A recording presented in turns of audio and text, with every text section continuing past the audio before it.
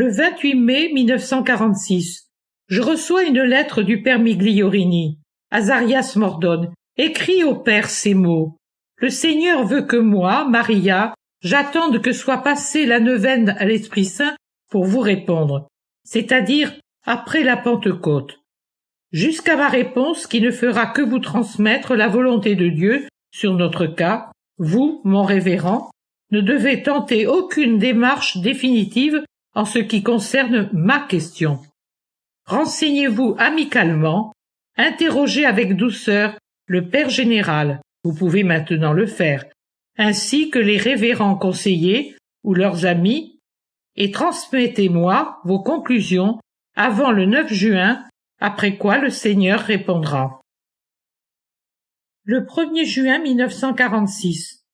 J'étais en train de mettre en ordre mes prières du mois de juin, et je n'étais pas sûr s'il fallait que celle à l'Esprit Saint précède celle au Sacré-Cœur. L'Esprit Paraclet se précipite alors sur moi, accompagné d'une vague de bonheur et de paix. Il me dit « Tu peux placer la prière à moi avant tout autre, sans crainte d'offenser le cœur aimant de Dieu. Ce cœur existe parce que je l'ai formé. Moi, l'amour, je suis celui qui ai engendré l'humanité du Verbe, et son cœur est l'amour des amours de l'amour divin. C'est l'âme la plus ardente du feu trinitaire. Le Père, le Verbe et l'Esprit Saint habitent ce cœur.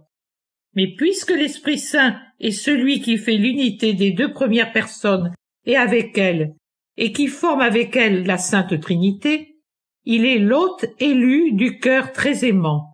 Dieu tout entier se complaît dans ce cœur et y habite.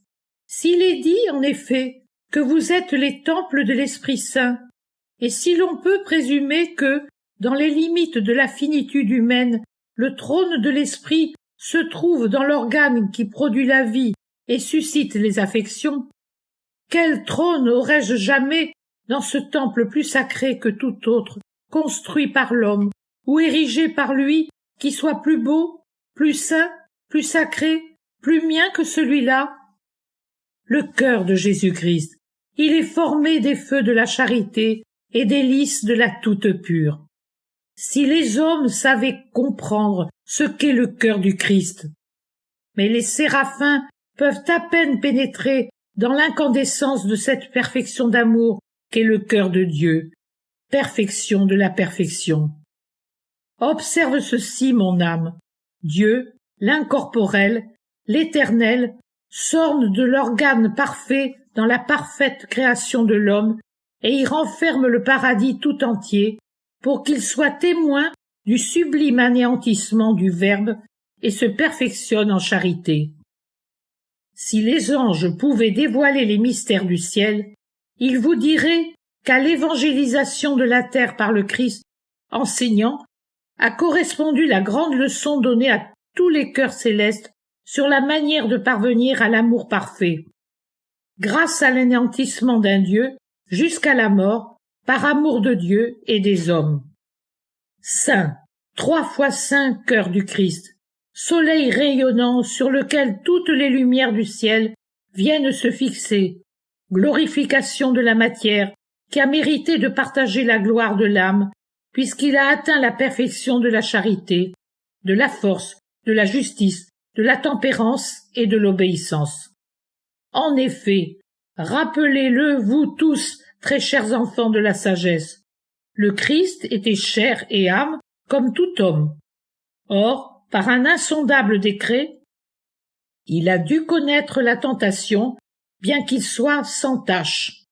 Il était l'homme, il était le nouvel Adam. Il devait montrer comment le premier aurait dû agir pour posséder la gloire sans connaître les tourments, et comment il lui était possible d'obtenir la gloire sans souffrance, uniquement en faisant héroïquement la volonté du Créateur. C'est ce que le Christ a montré. Puis il a souffert et il est mort en réparation de ce qu'Adam avait commis.